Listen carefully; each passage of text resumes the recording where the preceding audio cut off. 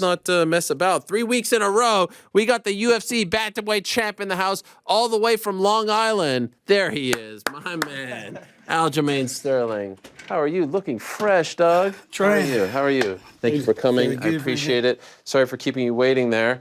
Welcome. It's been. You've never been in this. Oh, what do we got? What do we got? Nerd Focus. Wow. What partner of mine. This is a new partner? Yeah, I'm a brand ambassador, equity holder. Wow. Yeah, wait, is this new like since last week? Since 2 weeks ago. Shit. So look at you. What to say cheers. Yeah, cheers. Thanks. You didn't bring one for me, huh?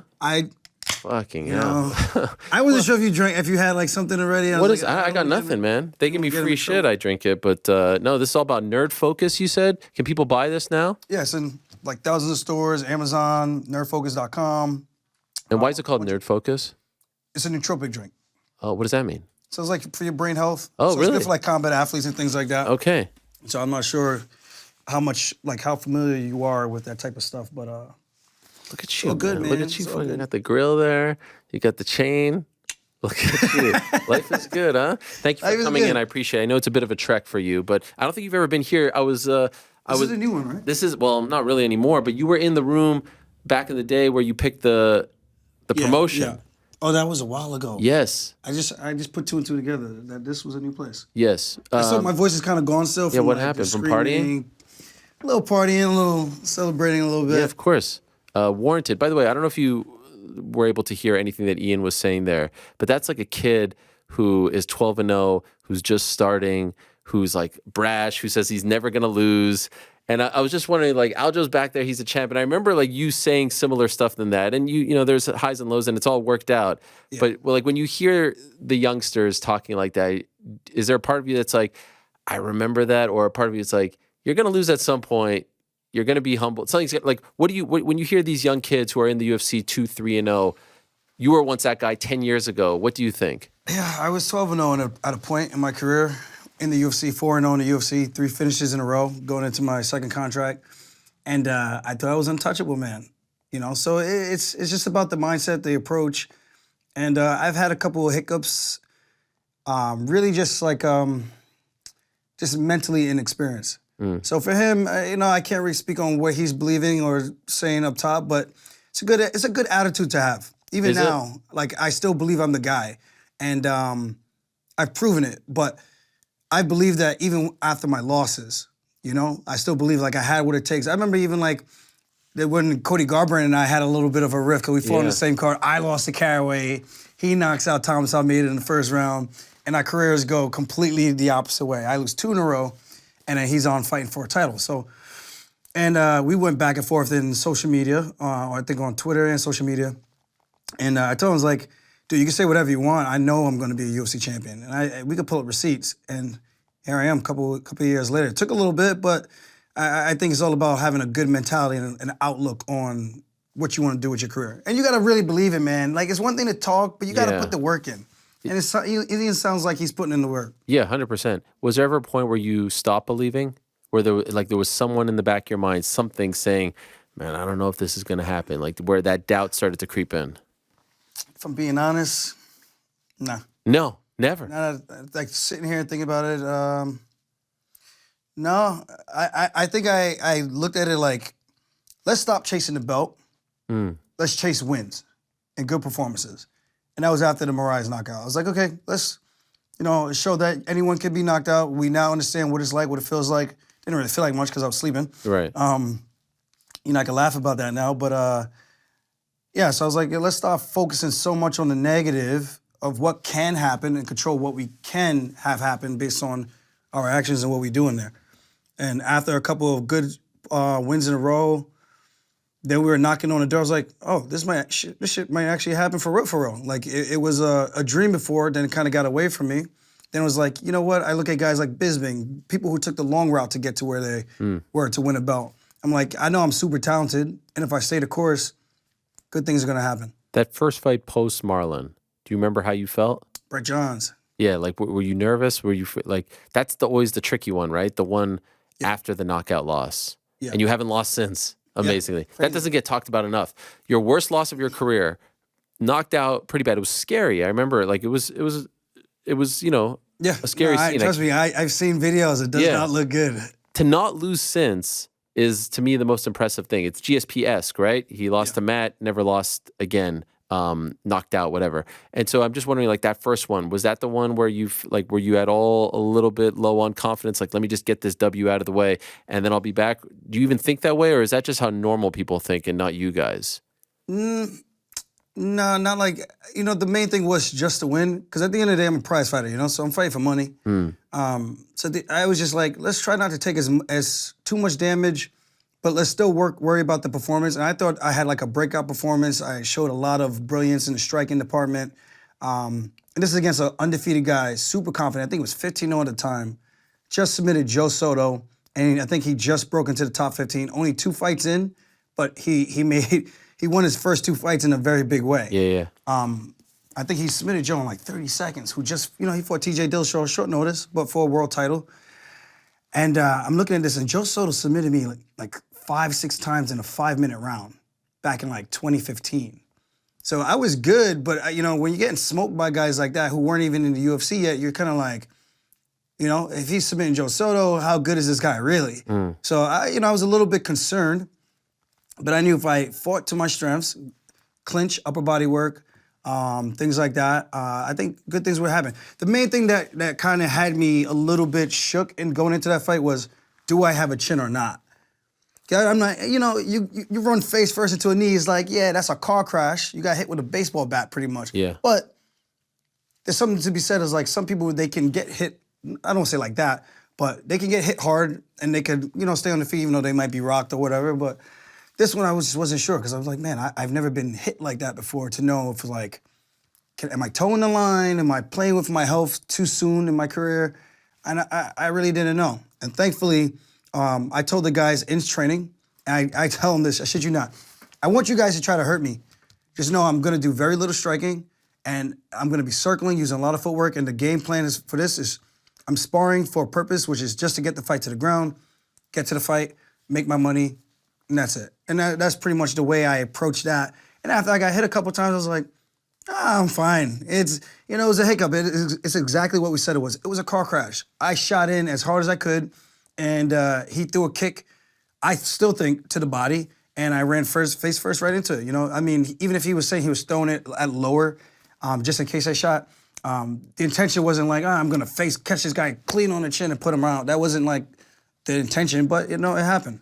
So after that, I was like, dude, we just gotta keep taking it one fight at a time. And fast forward a couple years later, 3-time defending world champion. So to the present, we're now 9 days removed from the win. And I think that this was the win. Like, we talked about this a little bit last week, and I'm wondering if you agree. Some people might say close, this or that, but even Sugar gave you props. I don't know if you saw it. He said, I rewatched it, 4-1 Aljo, different at home, blah, blah, blah. It feels to me like this is the one that's getting you the love and respect. Do you agree? I agree to a certain extent. There's always going to be haters out always, there. But there's no controversy here. Like, this was clean. This was one. No, you don't feel. You know what French Montana says? If you ain't got no haters, you ain't popping. That's fine. That's fine. Yeah, that's true. That's good. These guys. You don't want to be irrelevant, right? Exactly, and I think that's an important thing to keep in perspective. I think people would love to do the things that we do or have the opportunity to do it because they think that they could do it better. But at the end of the day, I truly do believe it's like jealousy is a form of like I don't say love, but admiration, because they're paying attention, they're watching what we're doing, and they always have something to say. No matter if you do it cleanly, there's going to be some type of remark. And now you got this guy, he was, albeit 3 years out of the game, he came and showed that 3 years out of the game, he's still been working and he's still as smart and as sharp as he's ever been. So I look at it like that, like, dude, I just fought one of the most winningest guys, best guys, in Henry Cejudo, who 2-division champion, defended his belt in both weight classes. I don't know if you know, but he is an Olympic gold medalist. Yes, he's told us, yeah. He won an Olympic gold medal. Yeah. And, people were dubbing him as the greatest combat athlete of all time. And I'm like, I know my style looks weird. It might look goofy or it looks undangerous. But, dude, when you get in there with me, and Henry was the first one to admit it, it's like, dude, he's got to give his props to me because it's a different style. I bring different problems to the game, and I think that's what people underestimate when they get in there, and then they're like, oh, They fuck around and they find out. Okay, so how do you feel like they are handling it in defeat? How do you feel like the way his team is handling it in the aftermath? I thought Henry handled it a lot better than Mr. Captain, of course. And I get it. He came on this show last week. He sounded so crazy to me. I was He had like a whole script. Yeah, was he on the bottle? I couldn't tell if he was on the bottle or not. I was like, dude, even when I'm on the bottle, I don't say outlandish things like that. Like, dude, you gotta comment. He did pay me on Venmo though. Did he pay you? I liked it and I commented. That is great. That is great. He called into question a few things. The takedowns that there weren't 4. I don't know. Like, who cares at that point, right? You won the fight. But one thing that was interesting was he said, which would be that he said 700 buys, and then you texted us saying more like 270, right? So something like that. Why would he make that up? I don't know. But at the end of the day, 700K, that is. Yeah, if we did do those numbers, I mean, shit, that means we're pretty damn good draws. You know what I mean? Those are big numbers. But you are going to find out, right? You get pay-per-view buys. Eventually. I don't get those numbers back for like another. I mean, the last 2 fights has been almost 3 months. Okay. Yeah, so it takes a while. At the end of the day, I don't care. But if it is 700, dude, we're sitting pretty. Yeah, maybe I do owe Henry a little something. He was talking about the little the back and forth that you guys had. I think trying to get a fight with Ray. I wasn't sure what he was talking about there with the fight. It's just weird, man. I like Eric. I got no animosity against him and his team. It's just the way that they go about doing stuff. It's like, dude, you guys are badasses already. You guys are winning. You guys are dominant. Why do you need to do the whole clown show act? Like, I don't even understand it. Like, the whole 12, 15, I think it was 17 guys in the velour suits. Like, it was like a freaking Dipset video from like early 2000s. It's like, dude, what are you guys doing? Are you like 10? Other than that, I mean, the weighing part was like you could say and still as much as you want. I don't care. That stuff don't bother me and you. Like, that's not the issue. The issue is that you have guys who are antagonizing the fighter when you are not fighting. Right. If it's Henry coming out there and antagonizing me, I don't give a shit. I'm fighting Henry. Right. But when you're sitting there doing that, you know you have no consequences. That is my issue. Right. And that was my only gripe with it. And the other guys who did fight, it's like, dude, you guys know what it is. You guys come to my weigh-in. This is what you guys are doing. You see my coaches doing that? Do you see me bringing anybody over here doing anything like that? I can understand if it was like a tit for tat kind of thing, but have some fucking respect. And after that, like, I'm just glad I got the last laugh, you know? So winning is the best way. You think you ever meet him again? Meet who? Henry? Yeah. If he sticks around long enough, but if he's calling out Marab, he might be 0-2 and going back home and say, you know what, I'm gonna stick to YouTube videos. Do you think they make that fight? I can't see why not. And the way I look at it is like, if I do have this quick turnaround and I do fight in August, if I do, and they do put them on the card, I understand the play. He's thinking, okay, we're thinking chess pieces. If I beat Marab, it puts me right back in because now I'm in a prime position where if O'Malley does happen to beat me, then they can make that fight. But that's a lot of wishful thinking. It's the same way he's like, I beat Aljo, I beat O'Malley, I beat Volkanovski. And then when I said it, it was like, oh, you're delusional. You're never gonna get past step 1. I'm like, okay, guys, you guys keep doubting me, but I keep winning, keep proving people wrong. So we're gonna see what happens if they do decide to make that matchup. I know Marab's got some stuff going on with his hand. Yeah, he said this week he's checking it out. I'm surprised he's even helped me as much as he did, honestly. Really? And that's the thing about us, like, being in the same weight class and being our main training partners is if I get banged up, it's happened to me before where I was kind of out and I had to kind of coach from the sideline and give my input that way, record videos, break it down, do some voiceover, slow-mo it, and send it back. And we do, like, little breakdowns like that, or we watch it together at the house over in Vegas. And same thing for him. Thankfully, he hasn't been hurt for too many of my training camps. This is one. And I think the other one, he just kind of just took some time off, and rightfully so. And that's really the way it works out. But when you have two guys at the top of the game, you kind of lean on each other. Sometimes it could be a little bit difficult when situations like that happen. Where do we stand on Boston? Listen, this would be the fastest turnaround I would imagine for a UFC champion. At least I could be outstanding. So it'd be 3 months. Yeah. There's probably corrected if I think Volkanovski was 4.5, or something like that from the Abu Dhabi card. Well, there was also Volkanovski fought in April against Zombie, and then he came back to fight Holloway. So about 3 months. Yeah. I mean, I don't know if someone might have done a quicker one, but it's a quick one. July, first week of July. Okay, yeah, about 3 months. So we would be like neck and neck with that. Yeah.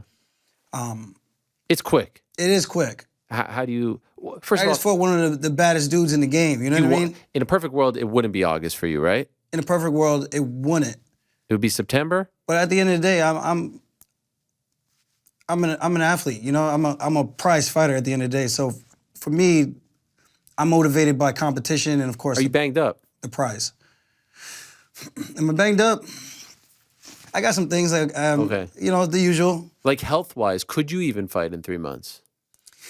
If I could start training next week, I think it's possible. If you could start. If I could start. How will you know? Just have to wait till next week. Oh, just your body. It's just my body, yeah. It's not like you're waiting on a doctor to tell you something. No, but I gotta get a couple of X-rays still. Okay. I crushed my legs on Henry, smashed him. I didn't care if I was gonna kick his elbow. I didn't care if I was gonna kick his kneecap.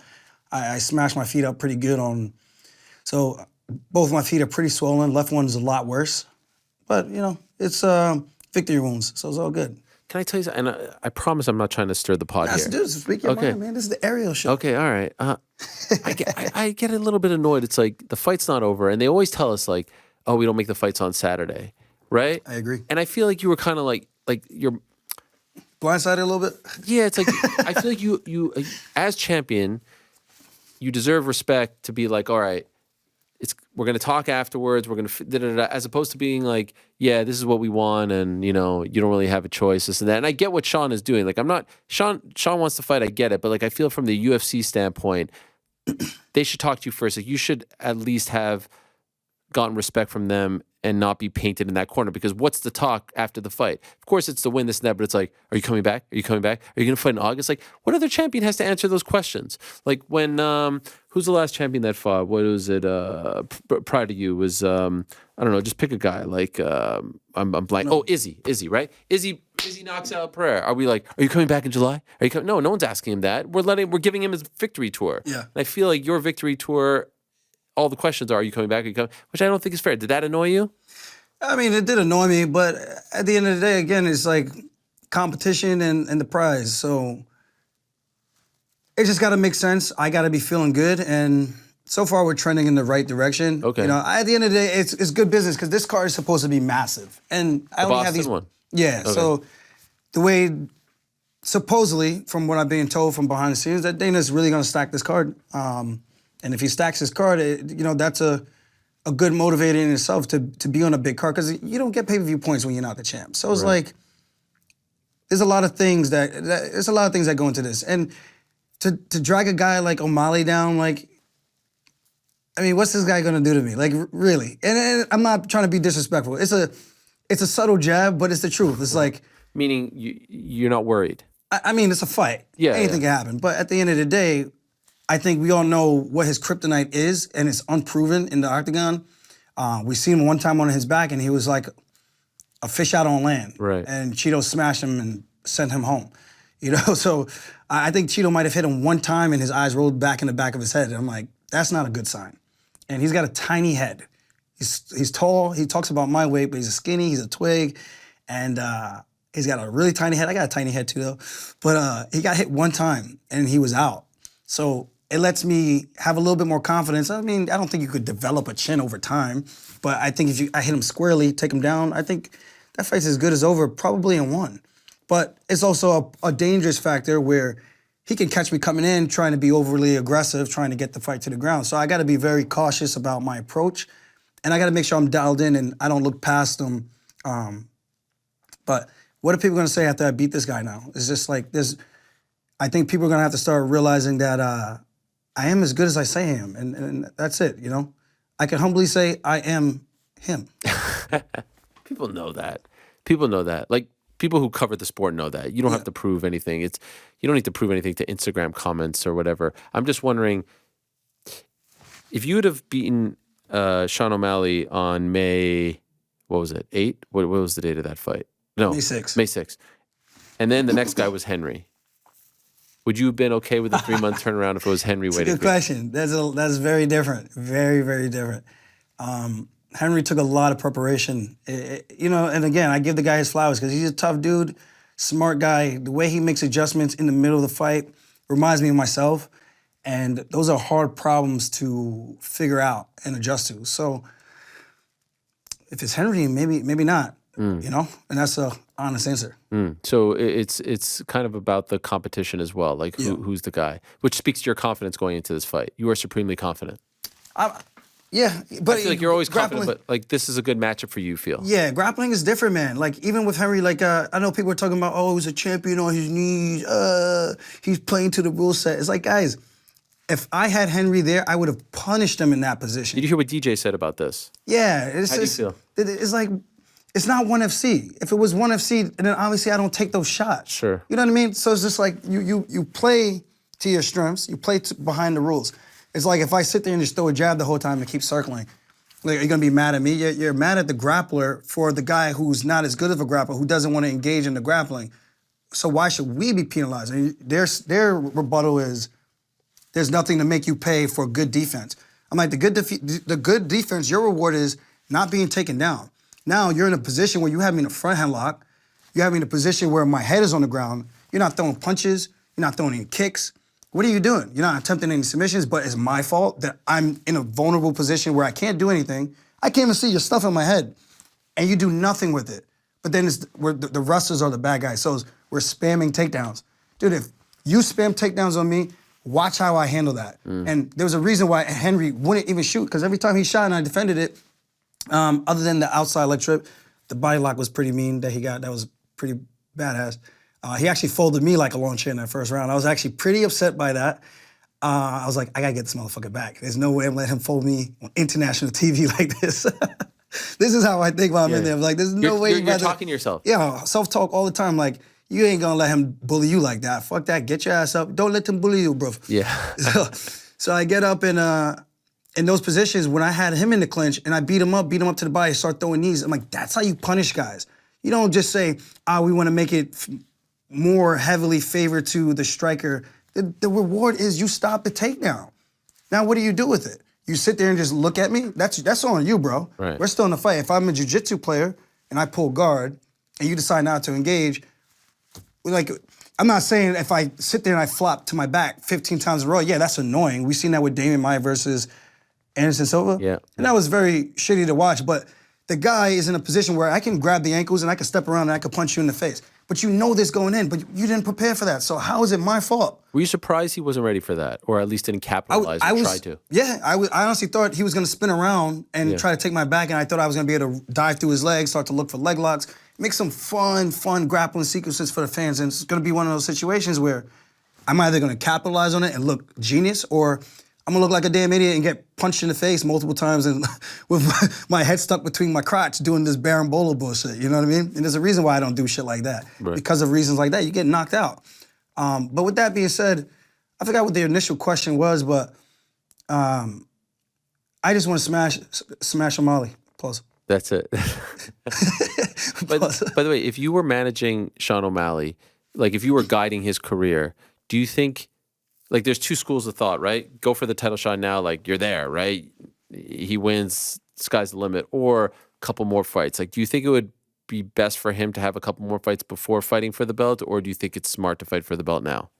I think if I were him, if Henry won, that's the best case scenario. If Henry won? If Henry had won. To fight for the belt? That would have been an ideal situation for him, just because of the height difference and how much cleaner he is on the feet. Henry kind of pushes his punches. He does have some pop, though, when he does sit down and throw. But I think that would have been a very favorable matchup for Sean. Even with the wrestling disadvantage, I think when you have a guy who's that tall and you got a guy who's a grappler but doesn't know how to control people on the top position, I think it's easier for them to get to their knees, use the cage to get back up, and then get that guy tired, attack the body, stay long, kind of like a Conor versus Chad Mendes, and eventually find the finish. And even though Chad took that on short notice, I'm just saying the skill-wise, the difference is there. Now, for him, this is a tough position. He can't run. He asked for this situation. He decided to wait for a year. This is on him. Like, if I was his manager, I would have kept him busy. I think trying to sit on a split decision win, even though like in real time, I thought Jan edged it out. I thought it was a very close fight, but I thought Jan edged it out. I rewatched it. I gave the nod to O'Malley. Gave the guy his credit. I was like, okay, I think he did actually win this fight. I think he edged it out. But that's not something that's gonna make me comfortable going into a title shot against some hammers, either myself, Rob, or Henry. Those are three people that I'm looking at it like, maybe I need to get one more before I jump into that fight with one of those guys, because those guys could really rearrange my career when I step in there with them. And that's not me being a dick. That's me just being as objective as I possibly can be. Stylistically, like on paper, obviously the fight's the fight, but on paper, I think we all have the one up on them. 2 years ago, could you have ever imagined that you'd be here and Jan's career would be where it's at? It's like kind of shocking. And he's fought some killers, but like you guys have gone in a completely different direction. Yeah, I mean, I called him out after I fought O'Malley. I mean, not O'Malley, Sandhagen. They're like the same people. I mean, why are they the same? Skinny, tall guys. Oh, okay. Sandhagen feels a little taller. Oh, O'Malley and Sandhagen. Yeah, yes, yeah. then Jan. Yeah, for sure. And I called him out after that, you know? I said, he's no boogeyman. People, like, if you watch the fights and you break it down, you know technique, you know this. But people don't understand that. You know, they think I'm just talking shit, or wait till you step in there with him, you see what happens. Jan by murder, Jan by whatever he wants, Jan by decapitation. Like, dude, these guys think they could bully me. Like, my brain don't work like that. I'm probably one of the most bulletproof, mentally tough people out there, I would say. I give myself that cap. But with Jan... No cap, right? No cap, yeah. I've heard. That's what the kids say, right? That's what the kids say, the cool kids. Yeah. Yeah, I to say that I would thought that he would have been here. I mean, I think he needs to just stay away from the wrestlers, man. I don't know what he's thinking. Stay away from then again, he lost to a striker. So that was a close one. The Merab one wasn't. No, but again, it's just styles make fights, man. If you got to look at the technique, Jan versus O'Malley, long, lanky. And I was saying it when I was breaking it down on my podcast, I'm like, dude, this is going to be a battle of who can establish the range better. And like, yeah, Jan could close the distance well when he could get to the striking range, but he has shorter arms. It's harder for him to close the distance. He has to take really big steps to get in. He's super accurate, very patient. Against a guy like O'Malley who's going to pick you apart from the outside, really good lateral footwork. It's very hard to get your timing and to run up the scorecard against them because they're hard to hit. Then you got Merab, who doesn't stop. He keeps shooting. And then when he's not shooting, he's punching you in the face. And then as soon as you think you're striking, he's taking you back down again. That's a nightmare matchup, and he doesn't get tired. And then you got myself. I take you down, I get to the back. I'm going to control you the entire time. Good thing he didn't go to guard, because if he went to guard, I think I finish him. I really do. I think he was better off, and he played the smarter game by giving me his back where he could be in a stalemate neutral position for the times that I wasn't punching him on the ground to pound. And now he's in a situation where it's like, who the hell does he fight now? Does he fight Cheeto? Does he fight Sandhagen again? I don't think so.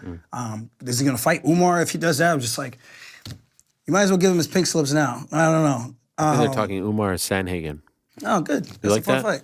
I mean, do I like it for who? I mean, I don't know. I like the fight. Do you like it for Sandhagen? I don't care who wins. Feels like they're really behind Umar.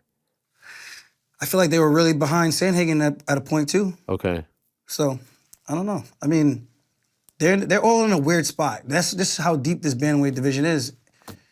And luckily for me, I'm sitting on top of it. Did you slap New York Rick when you saw him back there? Because he said 155 is better, or no? Yeah. I think he might have left. He might have went home when he knew you were coming. Yeah, you better. Yeah.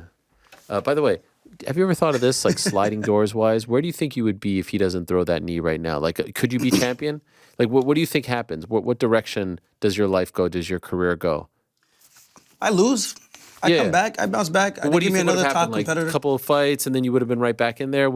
Have you ever sat down and thought of that? Yeah, I think maybe Merab gets the title shot. And I think Merab's a champ. But then that means you're not the champ. No, that's fine. Would you have gone up at this point, do you think? No, Merab and I would have just switched places. Right. That's it. Crazy. Back-to-back double dragons, kicking ass. That's crazy to think of that, right? Like the sliding doors thing of your life, like where you would be, where he would be, where Merab would be. And I feel like... You think Jan's still champ? Can he still be? No. Okay, so you're saying Merab is champion at this point? Yeah. If that happened. Wow. I think he would have beat Jan. Yeah. Well, we saw it, yeah. And I even think on the backside, I think like Jan, I think Merab, after seeing me beat him and after seeing O'Malley even beat him, I think that gave him even more confidence. Like, yeah, I think Aljo was right. He's not this scary boogeyman. But people, like if you watch someone's highlight tapes, they can make them look like I watch Henry's leading up to my fight. I'm like, watching his YouTube. I'm like, I wonder if he's watching my YouTube. What are you watching, all his shows? All of it. He shows absolutely nothing. It's just him talking the whole time. I actually show technique. I show what we're doing. I actually give you like some real live situations, some sparring footage to watch. Like I try to make it fun and engaging for the fans. Some real behind the scenes access. But I think when you watch these guys and you break it down, like, you know, me going into my fight with Henry, I'm like, am I really delusional? People were, telling me I'm delusional. There's no way you could chase your dreams. You can't accomplish any of these things. And I not start to believe it, but I start to give it more thought. Like, what if they're right? What if Henry's really gonna come off the couch and he wasn't just hanging out the whole time? He healed his body up and came back and he's just gonna smash me. And I'm like, that's a real possibility. And then you kind of have to reframe your mind and remind yourself what you've done. Look at the stuff you did. And I would watch my own highlight tapes and I'm like, I'm a bad motherfucker too, bro. Like, you can say whatever you want. You're a bad dude, I'm a bad dude. We're just gonna have to find out who's the baddest on that night. And I'm not saying I went out there and killed the guy, but you know, I did what I need to do to win and added another win. I'm setting records, I'm beating records, and damn, man, life's good. By the way, how do you feel about the whole USADA thing going on now? Like he went out of the pool, right? Yeah. Conor went out of the pool, TJ going out of the pool. TJ looks big, right? He looks jacked. What do you think? Like, well, first of all, do you believe TJ's retired? No. You don't? No, not for a second. You think he comes back? I think he comes back. You think you see him again? This time with 2 arms? Maybe 3? Yeah. He might need a third arm. I don't know. We'll see what happens. I mean, maybe at 45, I don't think he's going to come up to 45, though. Is it like, does it bother you that they go out of the pool? Nah, you know, see, I look at it a different way. There's like the guys who are specifically cheating. TJ was cheating. This is Cejudo fight. Cejudo, Yeah.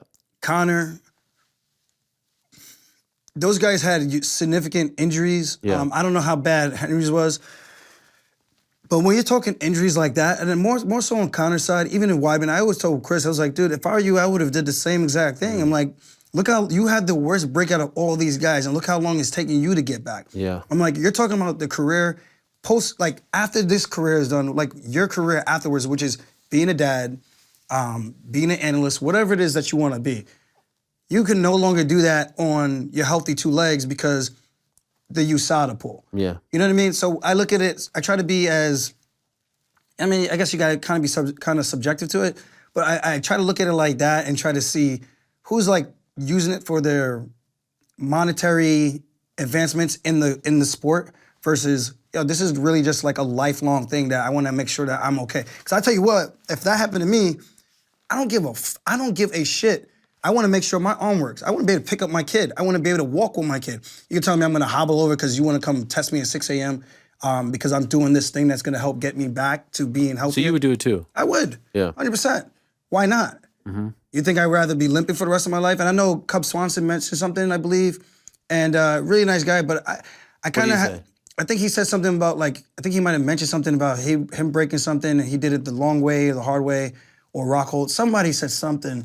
I could be misspeaking, but somebody was saying like, I don't think they should have been doing it. I did it the hard way. And I respect that.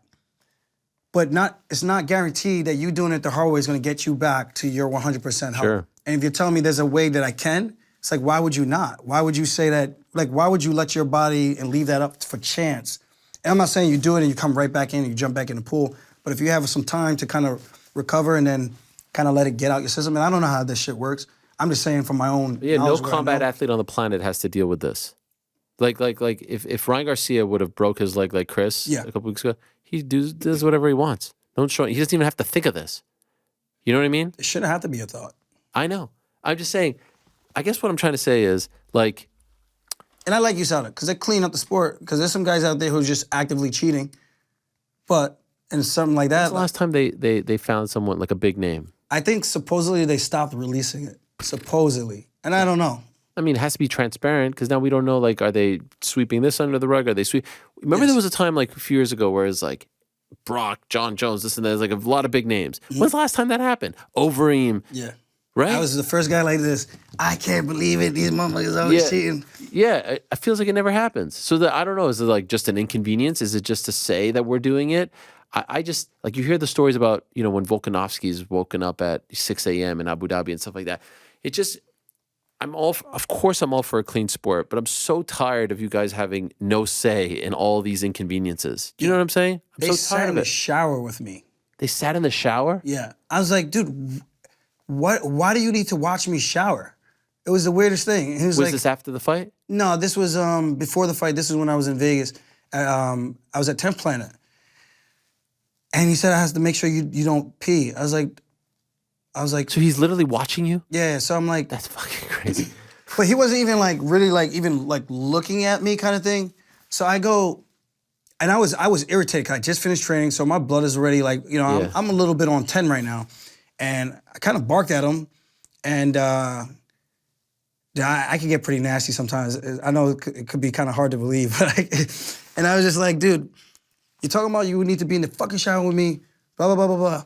You're not even watching me. Like, how you know? Like, you want to see my fucking dick? You want to see my dick? How you want me, like, this is how I'm getting. 'Cause I'm like, you're in the shower with me. My personal space, my private space, my time. You're like, how are you gonna tell me or know what I'm doing? It's like, well, I just try to check the color, or I was like, dude, if I was showering and I'm scrubbing and I'm just pissing on my leg, like, what are we talking about here? Yeah. Like, this doesn't even make any sense. Like, you might as well have just let me shower in peace. Because at the end of the day, we had to go to the PI. I don't want to bore people with this story, but I got very irritated really quickly. And It's just stuff that no one has to deal with. yeah. And that you guys never signed up for. I mean, I am happy that some guys got popped, but at the end of the day, it's like you said, there hasn't been anyone who's... You don't think guys are using stuff now? No, 100%. Yeah. 100%. People still think I use. And I'm like, dude, I couldn't tell you I couldn't tell you anything You see that?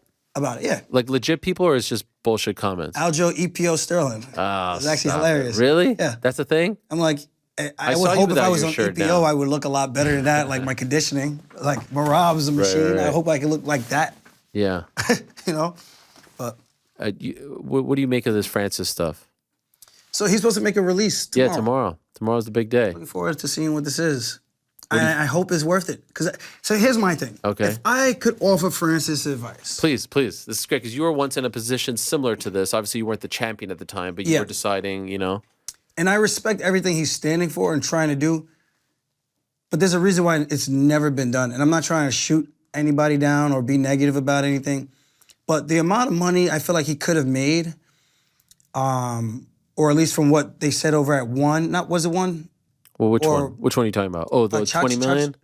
Yeah. Chatri, yeah. If that was a real offer, my thing is like, well, why not take the money and almost take like a Floyd Mayweather approach and build your own organization and have like another avenue of competition for the fighters to go somewhere and compete, to showcase their skills, where you can now dictate and control. Because now if you're doing this in such a favorable way, I feel like it's easily going to attract other up-and-comers, and to the point where it can start to become like a premier organization. Not saying compete with the UFC, but it gives you another option to go to. And that's the way I was kind of looking at that. I'm like, dude, that's some serious money to use and to network with. But the whole thing about like trying to be on the board, and I don't know the details. Yeah, not But- all of that is 100% though. Yeah, so I don't know. You know what happened there, right? What happened there was They're like... trying to get in front of it, and Yes, that's like, me, Well, you take know... that $20 million and run. That's my thought. Like, especially who's he gonna fight over there?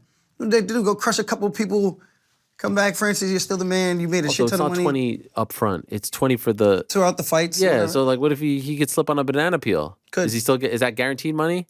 we see those are the things we don't know from Right. behind the It's scenes. never guaranteed. Yes. You don't get guaranteed. If you don't fight, you don't get paid. Exactly. No fighter gets guaranteed. What I heard was the deal he signed is very lucrative. It's like the worst kept secret where he's going. The question is, I think what people are going to criticize is, all right, so you left the UFC for this. I still feel like we don't know the full story about what he has planned, because boxing was always the big thing, right? Yeah. Boxing was always a big thing, and people bring up the money all the time, but he has said repeatedly it's not about the money. Yeah. So like what's big for him may not be big for this guy, you, me. And so I found it, what I wanted to like ask you about was, it feels like everyone's kind of like rooting to say, oh, you fucked up. You fucked up. Like they want to celebrate that he fucked up. Why is that? It's weird, man. Yeah, sometimes it's like some crab in the barrel ass mentality type shit. It really is. Fighters could be their own biggest. This is why there'll never be a downfall. union. That's why there will never be a union. Right. Because fighters are, again, you can hate me all you want, but it's some crab in the barrel motherfuckers. I even had people at the gym I was training at. I was training down in Vegas. I had people talking shit about me behind my back with the first Jan fight. People I've trained with. People's asses I kicked in the gym were talking about shit. So I can only imagine for him and the stuff people are saying behind closed doors is like, for me, I hope to see Francis win, whether that's financially or outside of financial. I want to see all fighters do well. That's just my personal, what would you even call that? Personal goal or something that just makes me happy. Feeling, even if it's my opponent, I'm like, you know what? We're going to fight, but I hope you get taken care of. I hope when you're done fighting, I hope you're taken care of. That's just kind of the way I approach things, man. I'm not a hater, man. I don't understand it. Like, to hate on someone trying to do something is the most bizarre thing to me. It's like, so you can't do it, so you hate on this person. Why does it feel like the something? basketball players, the football, they all support each other a little bit more? Why is it just because this is a mano a mano macho sport? Probably that, or I think because they're already established with their unions and stuff like that, it's probably like they kind of get it right out of the gate. And they're not all scratching and clawing. Like, exactly. You make it to the NBA, you're all millionaires. Yeah, so even if you're not a millionaire, you're at least making 6+ figures. Yeah. So I think that's a good starting ground for everyone's kind of like, you cool, man. And they all kind of get it. Like, right. Even if they don't want to be the guy who's like the highlighted guy, their family's taken care of, they're taken care of, they're like, all right, cool. This is what you guys think, we're going to do it. Where for this, it's like, these motherfuckers can be weird, man. Like, I really don't understand it. And for me, it's awkward now because a lot of people want to talk to me who I don't really want to talk to. Fighters? Yeah, and I'm just like, you're cool, but it's like, I know what it is. You're only talking to me because I'm in this position or because I'm in front of your face. You want to act like you actually like me when I know you don't really. It's weird to me. And I've never grown up to be like that fake person, and that shit is really corny. When you go to gyms in Vegas or even at the PI, like, do you feel like now because of who you are, people are trying to test you? They want to get a victory in the gym over the champ? Honestly, I don't really train at other gyms like that anymore. You don't? Okay. Not really. So where do you train when you're in Vegas? Usually the PI. But that's only your people? It's usually my people. Like, I try to get Nixick involved wherever I can, but, he's got his pro practices and stuff like that. I go to 10th Planet. So even like if you're rolling at 10th Planet, I try to roll with the only people I know. I'll roll with Patchy here and there, Patchy Mix here and there. For this fight, it didn't really make sense to roll with him too much because tall, lanky, a lot of high-level submissions. It didn't really make sense. So it has to be people you trust. It has to be people I trust. It has to be people that have a focus for the end goal to like get to the fight. If I get injured, trying to be a gym warrior, that doesn't do me any favors. I don't get paid. I get hurt. I get a setback. I've had that multiple times. I had that a couple of times before the Jan fight, the first one, and then Jan pulled out of the first fight. Oh yeah. And that gave me more time. And then I end up getting hurt again, going with another guy. I threw him under the bus already, so I think I can say his name, Gustavo. Really strong guy, just cranked on my neck and set me back all over again. So it's not about, and it wasn't even doing a live go, it was doing a drill session. So even though guys might not necessarily come in with bad intentions, and I'm not talking about Gustavo, I'm just saying in general, like I trust the people I trust, and I tell them what I expect and what the objective is, so we kind of are all on the same page versus just grabbing a random body and just going with them. And I get these bigger guys, and these guys always want to roll with me and whatnot, or spar with me. I'm like, dude, as much as the younger version of myself would love to do that, I got to look out for my career, and this does nothing for me. And it's not an ego thing. It's not me trying to be disrespectful or act like I'm better than you or big. It's just nothing good could come out of this, especially if it goes left. So I encourage guys to be more selective of who they train with. I love training at those gyms, but I do know going to Syndicate, going to Extreme Couture, going to 10th Planet, I got to just be very selective of who I go with. Sometimes I try to bring in my own guys so that I already know who I'm going to work with. This way, it's more like I'm getting the coaching, and I can still work with my guys and be safe. This way, I get to the fight. If I don't get to the fight, coach don't get paid, this guy don't get paid, I don't get paid. And that doesn't benefit anybody. Then it fucks up the whole card. Just like when the our co-main event fell out the card, you know? So I forgot what the main thing was. I guess people trying to test me. Yeah. Yeah, I don't know. Do you think you'll ever be a coach, like when it's all said and done? I think I would do it on a smaller scale. Like, I know Henry's done it, and I don't want people like comparing everything that we do, all the same things. You're doing YouTube breakdowns. He's doing YouTube breakdowns. He's coaching. You want to coach. I've been coaching at my gym for like the past, I want to say 5-6 years at Law MMA in New York. Obviously, as I moved to Vegas, that kind of got less and less with how much time I was putting in. But even as a full-time fighter, I was doing all those things. I was going to these fights, cornering these guys, traveling, going out my way, even in fight camp. Sometimes 2 or 3 weeks before my fight, taking a weekend off or trying to train out there wherever the fights were going to be, just to help these younger guys trace a dream. Because I never had no one doing that for me that was like of a notable name. So for me doing that for them, I know it goes such a long way, and it kind of gives them a little bit more confidence going in. Like, you got some of the best guys in your world in your corner pushing you and teaching you. So yeah, I would coach, but I would do it on a smaller scale, like selectively. A couple of people, maybe one person here or there. Maybe I'm coming in a couple of times a week or something like that. And it's not even really about the money. It's just I gotta actually like the person. Right. You gotta be a good human being, man. There's a difference between like someone who's just good and is just kind of a shitty person versus someone who's good, but they treat the janitor the same way they treat the president of whatever company, And I think that goes a long way. What was it like training with Raul Rojas? Cool, young kid. I mean, we didn't do any live goals. Okay. I had no desire to do that with him. Not that long ago, he's saying like he's going to be the champ and all that, and then you're training with him. So did you feel like he was trying to, or do you think he was humbled after the loss? I think he was humbled after the loss, but I do think that remains to be seen. I think time would tell what his intentions are. Okay. And I know if he had an opportunity to fight for the belt, he would take it, which I don't see anyone else who won it. So I'm not saying anything about that, but I do think he's using this time now to take advantage of the training and to get insight from someone who's done it, who's stumbled, picked himself back up multiple times, and has gotten to the top. So I think it's going to be very beneficial to someone like him, more so than it is for me. I just showed him a lot of things that I do that's very basic, but I don't think he was doing like at all. And I just try to give him some insight, and the same thing we're talking about right now, I kind of just share that information, but just more in detail. And some yes, things for advice? Not really asking for advice. It was more like us just kind of having a conversation and bouncing some ideas off of each other, and me giving him some pointers, and then him asking some questions, whatever he was asking. And yeah, it wasn't like live situations, but we did a lot of drilling, a lot of technical things, just repping, footwork stuff, slip rope drills, things like that. Just they go a longer way. It's kind of like Conor used to say, you want to upgrade the software without damaging the hardware. And that's really true, man. Some of these guys like Merab, we're very different.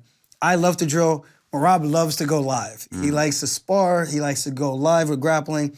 I like to go grappling, but everything I do is structured, man. There's a method to the madness. It's not just coming in, just working on something random. And that's also the other thing with like taking group classes 5 days a week. I can't do that because at what point are we focusing on what I need to do for this specific opponent? I think group classes have its place.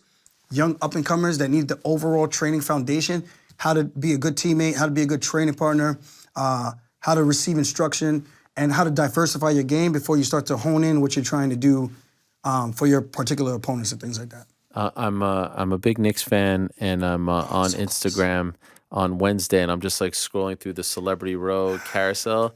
And I'm like, oh shit, there's Aljo in there, putting you in there. You saw that? Yeah. And I see you with Action Bronson, my man, Bam Bam Baklava, shout out, love him. Oh, you got him? Yeah, I got his album right there. He's a gigantic fan. I saw you guys together. And I'm just curious, like when you go to Knicks games and there's a ton of celebrity and you're in New York on a day like today, I know you were there last week, like, are you feeling the love from the city? Do you feel like your star has grown? Like, do you feel like New York is supporting you? Yeah, that was one of the things I noticed. I mean, even a couple fights ago, I was starting to feel it, but now it's so much more. Like I was kind of like, I don't want to get caught taking one picture because if I take one picture, I'm gonna get stuck, and I don't want to be the dick that like, but I do have places that I gotta go, and otherwise I gotta leave like an hour early. Yeah, it's a good problem to have, but it is cool to see that people are starting to show love, and New York is a tough place to gain any type of real notoriety because we just have so much going on. We have so many different sports, so many different teams. not everyone knows what's going on with the MMA space. So the fact that the New York City, the Mecca, is actually paying attention and they actually do recognize me, I'm like, oh shit, I might need to start wearing a hat, some sunglasses, some dark shades. So It's reached that point? The smaller chain. Yeah. I mean, it's not super crazy. I'm not Conor McGregor. Yeah.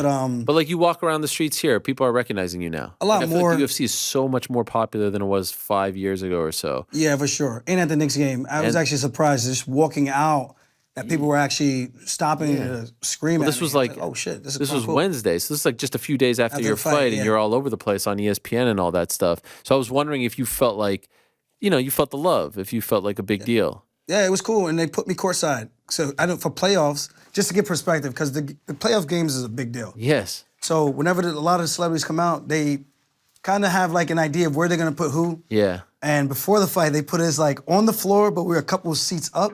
Which listen, I'm not picky. I'm the most thank you for the tickets. Yeah. I just appreciate even being in the building. Yeah. I appreciate that. Took care of me and my fiance, where we were sitting up in the back a little bit, and there's a couple other celebrities like Nero's, like some other like actors, but like on a lower scale, still working their way up.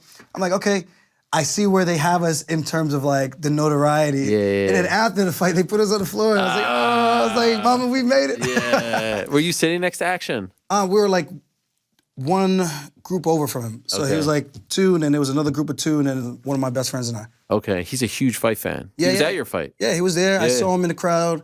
I was talking to him about jumping on his show, Fuck That's Delicious. I'd love to do an episode. Yes. He shot me a text, so we're going to try to see if we could coordinate something before I go back to Vegas.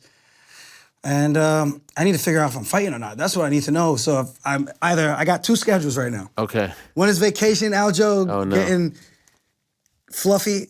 My girl called me fluffy, bro. Wow. I don't even know how to feel about that. You posted the picture, but we were saying, I think you were pushing your stomach out. I don't think you're that big. No. For real? For real. How much? 170? So yesterday morning when I actually checked, that was 177. Oh, so you're you're 8 pounds more than that? Yeah. And then that was me like using the bathroom and everything. I was like, yo, there's a good chance I probably tipped the scales at 180.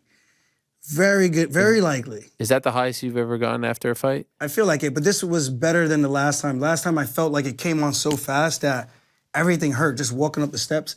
You're 180 right now? No, not right now. Okay.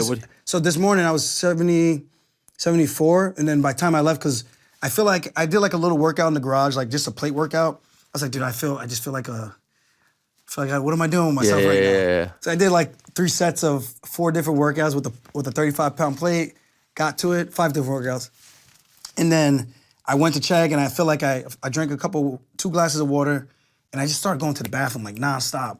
It was weird. It's like almost like my body's trying to purge itself of the extra bloat, the water retention. Wow. And I ended up leaving here 72 before I got in the car. So 74, 72.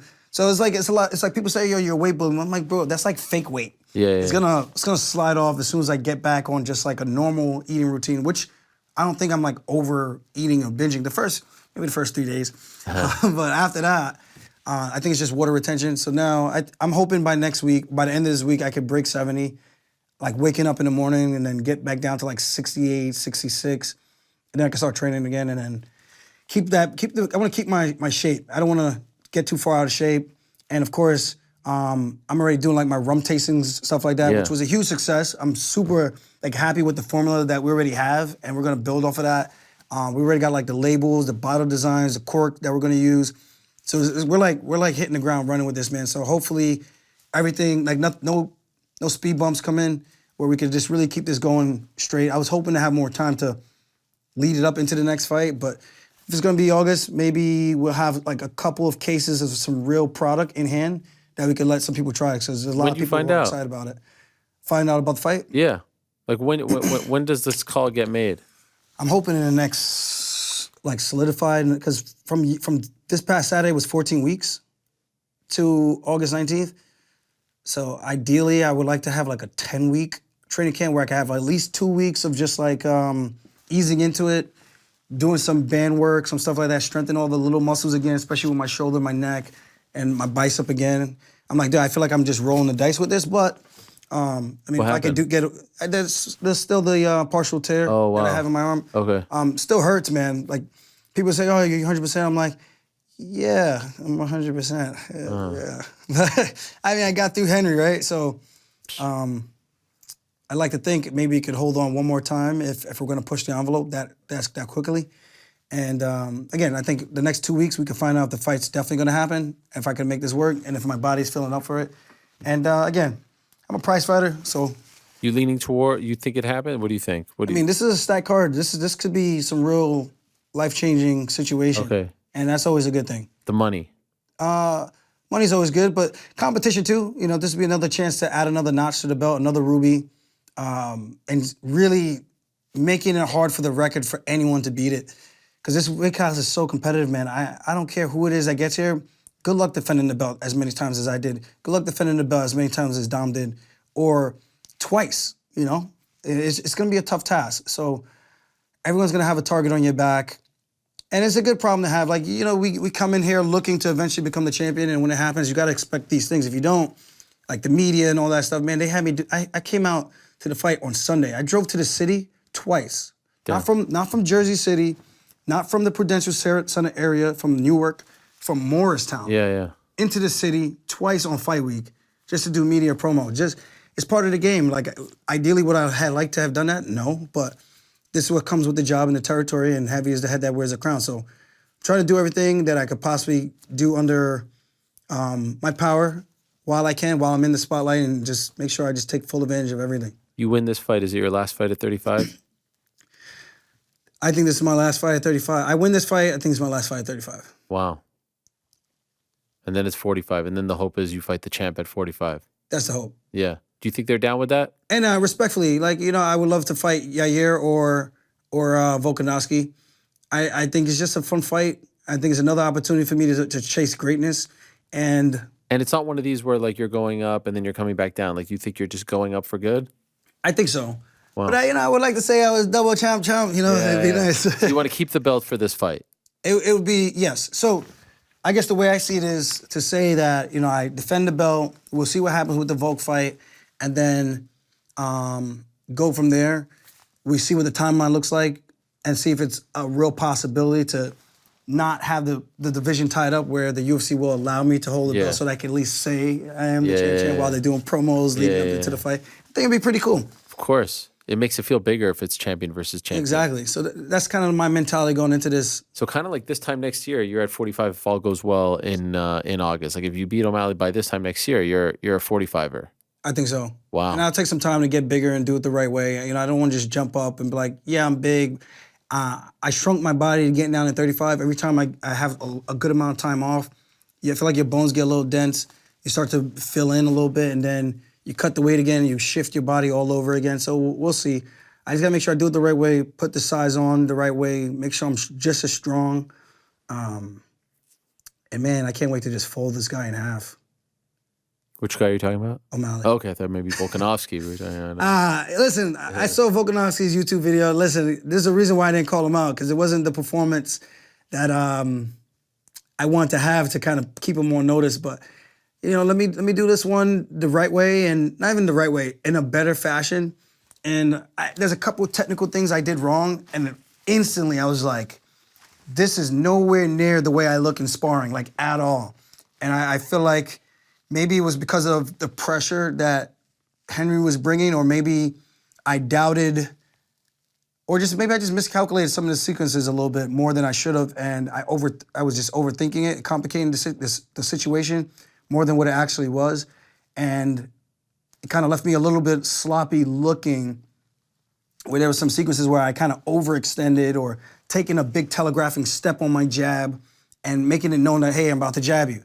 And again, I recognize these things. I'm honest with myself in my assessments, and I'm like, I got to fix all these things, because I can't go there and fight Volk like that, because that would be a long, brutal night. Like, I'm not going to quit, but that's going to be a brutal night, meaning I'm taking a trip to the hospital. So I'm honest about that, but I do know, clean these things up. If I look the way I look in sparring, I give Volkanovski a run for his money. I give Yair Rodriguez a run for their money, but I want to make sure, not just giving them a run for the money, I want to make sure when I get in there that I know and I believe that I can beat these guys. And that's the mentality you got to have when you step in there. By the way, how much did you make off the Venmo last week? Good amount? Or? Bro, that was pretty well? That was pretty cool. I mean, Yeah? I did pretty well. Nice. See, At least $1,000. At least. Patty wants me to pay him to come on. I'm cool with if the fans can contribute like $1 each to the Venmo. You know, like I think that's a fair trade, right? Yeah, fair trade.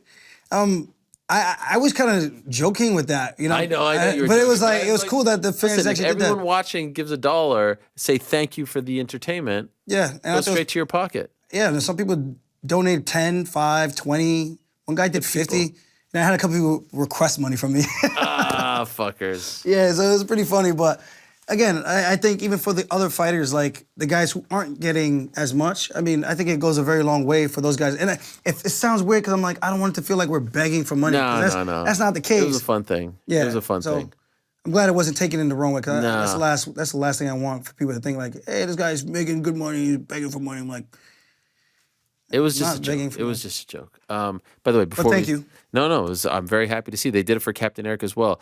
Yes, they did. Your darts game, how would you rate it at the moment? I'm not very good. You could probably beat me in a grappling match, a fight. I lost to Eric. Yeah, that was so embarrassing. And he's never thrown a dart, he says. Yeah, I was so embarrassed. I was so cocky. I'm not usually cocky, but I was like, I'll donate $500 to your charity. I saw. Knowing that there's no chance. I did, by the way, for the record, I did donate. But it's the thing. You come to the studio, you have to play darts 3-on-3. You can't let Eric beat me and then you not beat me. You understand this? Yeah. He's gonna say, that's that D3 dart game. Yeah. That's that D3 dart game. Why does he wear those glasses, man? Would you be okay if your coach dressed like that? No. Takes away from you, right? It takes away from you. Yeah. It's so weird to me. It's strange. The shirt, the outfit was something. Yo. It was like all bedazzled. Oh my goodness. It's like, what do we, like, this is like a bad, like, rock, I don't even know, rock, like disco looking thing. I'm like, dude, this is just, it's 2023, dude. We could look a little cooler than that. He thinks he it's got cool. some money. He thinks it's cool. And the thing in the middle is getting bigger. The piece, right? Yes. It's getting bigger every time. I think he thinks it makes him stand out, which is fine. But I feel like you could look just a little more fly than that. That shit just looks weird. Let's play some darts, shall we? Let's go. Me versus Aljo.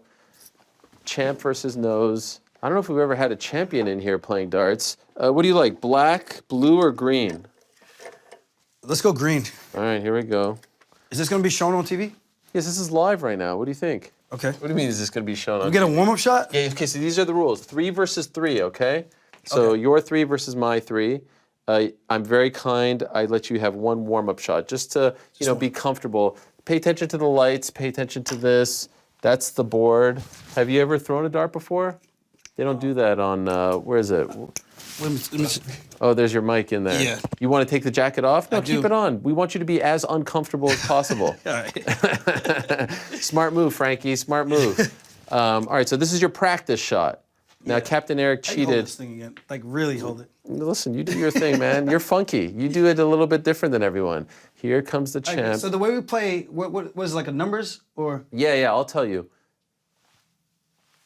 Oh, this is tremendous. By the way, not a bad shot. Was that? 4? No, 18. that was an 18. I mean, your form was funky, by the way. I do everything odd, It's man. almost like you're striking. I play But that was not basketball bad. weird. I play baseball weird. I'm a goofy hitter in baseball. I'm a lefty and a righty. It's weird. Wow, you're ambidextrous? No, but I open bottles with my left hand. I'm a righty. I brush my teeth with my left hand. I'm a righty. I do a lot of. Okay, now this counts. Okay. All right? So Now, what number am I aiming for? I mean, you see the big numbers there. You got 20s, you got 18s. The middle is 50. The red is a bullseye. The green around it is a 25. And just so you know, the highest number wins. That's what we're doing. yeah, the highest number wins. If you get here, that's a double 20. If you get here, that's a triple 20. Okay. If you get here, it's a 20. If you get here, it's a 1. Triple 1. 18, triple 18. Double, triple, black or white is the number. This, 25. This, 50. Okay. Also, by the way, this, 0. This, 0. Michael Rappaport hit the wall 3 times. Oh no. All right, here we go. Here comes Aljamain. This one counts. Holy shit, that was weird. That flew sideways. 12. Oh my God, I've never seen anyone throw it like that. Another 12. Holy Let's go. Yo, by the way, there's something. Did What's you up? see that, Joe? How he What's did up, baby? It was What's up, going like baby? this. I hope everyone notices. It was like a going ba- like this. What was that? I've never seen anything like that. Holy shit. And by the way, 12, 24, 36 is a great number. Wow. You've never thrown a dart before? No, I've thrown a dart before, but I don't Yeah. really know how. I just throw. That was crazy. It was like, I've never seen it like flow like that. All right, here we go. Pressure, 36. baby, pressure. No practice for me, by the way. Oh, he's trying to fuck me up. 7th. All right, I've been rusty as of late. Laces. Oh, fuck. Oh, my God, that's a That's 19? joke. Fuck. Oh, it's a night. I almost got a triple 19 right there. So 19 plus 7 is 26. You got 12, 24, 36. So I'm 10 away. Fucking hell, Joe. Let's get a 1. Get that 1. Oh, 16. Okay. I'm back. Hey, Captain beat me and you didn't? Fucking hell. That wasn't bad. No, that was a good one. I got 3 in the same No, spot. hey, listen, there's something very impressive about that, especially the way you were doing it. I really appreciate you coming in. Thank you very much. Aljamain Sterling, Funkmaster. Check out the YouTube channel. What is it? If you put in Aljo, it comes up. Like, what is the actual name? Funkmaster MMA. Funkmaster MMA. Tremendous stuff.